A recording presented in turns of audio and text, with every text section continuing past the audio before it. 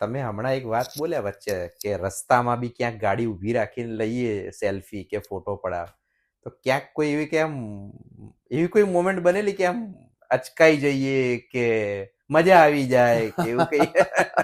બોલ્યા એ પરથી મને એવું લાગ્યું કઈક તો હશે જ. બધા ચાહકોની તો શું વાત કરવી, કેમ કે એક ચાહકોનું પોતાનું અંદરનો પ્રેમ જ જુદો હોય છે. હા તો એક દિવસે હું એમ જ મારો એક પ્રોગ્રામ હતો, હા તો મારો ડ્રાઈવર, હું અને મારા બીજા મિત્રો અમે ઊભા હતા, અને નીચે જ્યારે હું આગળના ગામમાં જ મારો પ્રોગ્રામ હતો, હા.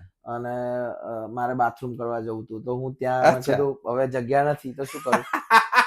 ખુલ્લામાં એમ કે હા આપણે કરી લઈએ. હા, આપણે નોર્મલી આપણે છોકરાઓને ચાલે બધું.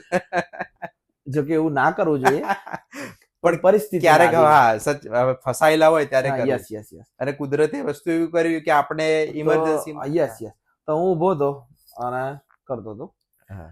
અને એ લોકો મને જોઈ ગયા, અચ્છા. અને તરત કે સાગરભાઈ છે, ચલો સેલ્ફી લે. મેં કહ્યું ભાઈ ઉભા રહો ઉભા રહો.